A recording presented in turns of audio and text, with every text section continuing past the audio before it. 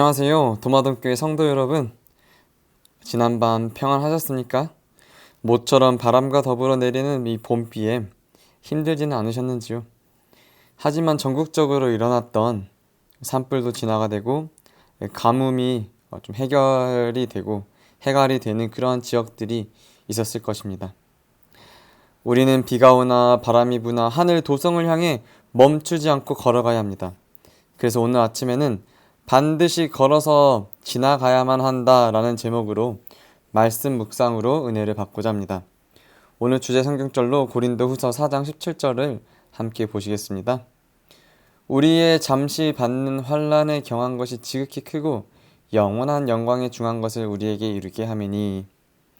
이 고난과 마주하는 문제와 관련해 성경이 제시하는 비유 가운데 하나는 걷기입니다. 어렵고 위태롭고 치명적일 수 있는 무언가를 걸어서 지나가는 것입니다. 고난의 이미지를 어두움 속에서 걷는 것과 비교하기도 합니다. 또는 깊은 물을 지나는 것으로 비유하기도 합니다. 미끄럽고 험한 산길을 조심조심 걸어가는 모습도 고난의 이미지로 사용되기도 합니다. 그래서 시편 기자는 나는 거의 넘어질 뻔하였고 나의 걸음이 미끄러질 뻔하였으나 라고 시편 73편 2절에 다음과 같이 말하고 있습니다. 이런 비유들을 한데 아우르면 고난이란 걸어서 지나가야 하는 무엇이라는 것입니다. 걷기라는 비유에는 진행이란 개념이 들어가 있습니다. 대다수 고대인들은 시련이란 그 앞에서 움츠러들지 않는 것은 물론이고 다 사라질 때까지 그저 참고 견뎌내야 하는 일로 보았습니다. 반면에 현대인들은 고난을 다 지나갈 때까지 피하거나 자신을 지켜야 할 악천후와 같은 것으로 여겨지기도 합니다. 어둠과 소용돌이치는 물, 사나운 불길을 걸어서 지난다는 비유는 기독교 신앙이 가진 비범한 균형 감각을 여실히 보여줍니다. 그리스도인들은 고난에 발을 헛디디지도 속절없이 휘둘리지도 않습니다. 고난을 어느 정도 피할 수 있다거나 끌려 들어갈 수밖에 없다고도 생각하지 않습니다.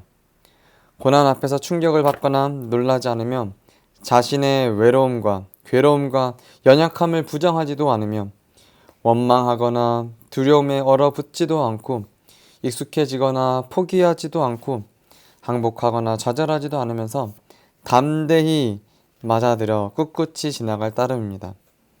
우선 불을 지나간다는 표현을 성경에서 어떻게 기록하고 있는지 이사야서 43장을 통해서 함께 보시겠습니다. 여기에서 하나님은 백성들에게 다음과 같이 말씀하십니다. 내가 물 가운데로 지날 때에 내가 너와 함께 할 것이라. 강을 건널 때에 물이 너를 침몰하지 못할 것이며 내가 불 가운데로 지날 때에 타지도 아니할 것이요 불꽃이 너를 사르지도 못하리니 대저 나는 여호와 내 하나님이요 이스라엘의 거룩한 이요 내 구원자임이라. 두려워 말라. 내가 너와 함께 하여. 큰 불과 큰 물은 극심한 고난의 상징입니다. 여기에서 그리스도인들에게 시련을 면하게 해주시겠다는 약속은 없습니다. 사랑하는 믿음의 가족 여러분, 우리가 물이나 불과 같은 고난을 지날 때 우리의 주님이 우리와 함께 하시겠다는 말씀을 기억하시기 바랍니다.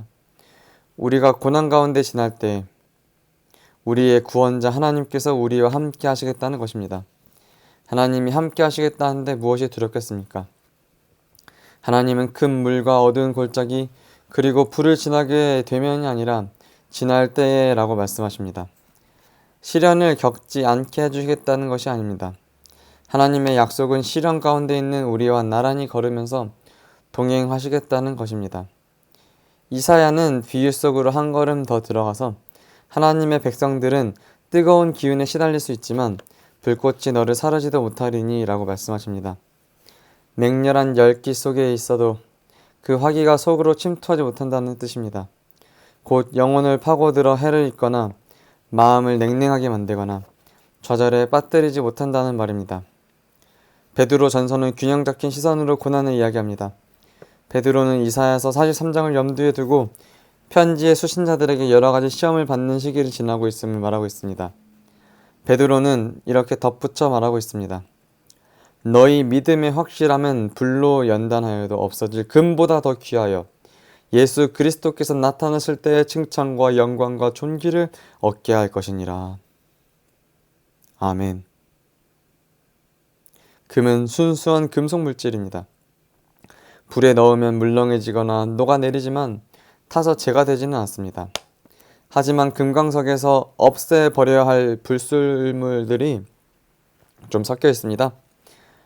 불 속에 집어넣으면 잡티들은 타 없어지거나 표면으로 올라와서 재련공이 쉽게 걷어낼 수 있지요. 언뜻 불은 금을 파괴하는 시험으로 보이지만 결국은 더 순수하고 아름답게 재련할 뿐입니다. 베드로는 예수 그리스도를 믿어 구원에 이르는 신앙을 받아들인 믿음의 가족들을 하나님께서 거룩하고 순수한 하나님의 백성으로 만들어내기 위해 시험과 고통을 허락하신다는 것입니다. 시험과 고난은 마치 풀무불이 광석을 재련해 불순물들을 녹여내듯 영혼의 온갖 불순물들을 드러내고 걸러냅니다. 그래서 불이 금을 단련하듯 고난은 인간의 내면의 숨은 허물을 깨뜨리고 우리의 인격을 아름답게 하는 것입니다. 우리 사랑하는 도마동 믿음의 가족 여러분, 고난을 두려워하지 마시기 바랍니다. 하나님은 불 속을 지내는 내내 우리와 함께 친히 함께 하시면서 나란히 걷겠다고 말씀하십니다. 환난 속에서 하나님을 인격적으로 경험하는 것이야말로 어려움 속에서 나약하여지지 않고 더욱더 단단해지는 비결임을 기억하십시다. 우리는 하나님과 동행하는 삶을 살아가야 합니다. 동행한다는 것은 함께 걷는 것을 의미합니다. 그리스도인에게서 걷기란 날마다 기도하는 일입니다. 날마다 성경 말씀을 읽는 일입니다. 사랑하는 믿음의 가족 여러분, 오늘 하루도 하나님과 함께 고난의 길을 걸어갑시다. 선택은 스스로 하는 것입니다. 내가 반드시 걸어서 지나가야 하는 것이지요. 오늘 하루도 하나님과 동행하는 하루가 되시기를 간절히 바라면서 말씀을 드리겠습니다. 오늘 함께 하실 기도 제목입니다. 하나님과 함께함으로써 시련과 고난을 이겨낼 수 있도록 기도해 주시기 바랍니다. 또 개인의 기도 제목을 위하여, 건강을 위하여 올 한 해 그리스도의 사랑을 나눌 수 있는 한 해가 될 수 있도록 기도해 주시기 바랍니다. 제가 먼저 기도하고 개인 기도하시겠습니다. 하늘에 계신 아버지 하나님, 어젯밤 저희를 주님의 날개 아래 지켜주시고 새로운 하루를 허락하여 주시니 감사합니다. 우리가 이 세상을 살아가면서 시련이 있을 수도 있지만 그 시련을 딛고 이겨내며 성장할 수 있도록 도와주시옵고, 저희가 주님의 은혜와 영광에 이르는 삶에 살아갈 수 있도록 축복 내려주시옵소서. 저희가 어떠한 어려운 일이 있더라도 원망하기보다는 오로지 하나님만을 의지하면서 감사하면서 살아갈 수 있도록 함께하여 주시옵소서. 아프신 성도님들 많이 있습니다. 치유의 영이 함께하셔서 하루속히 회복될 수 있도록 도와주시옵소서. 올 한 해 우리 성도들 간에 그리스도의 사랑을 나눌 수 있도록 도와주시옵기만을 거룩하신 예수님 이름으로 기도합니다. 아멘.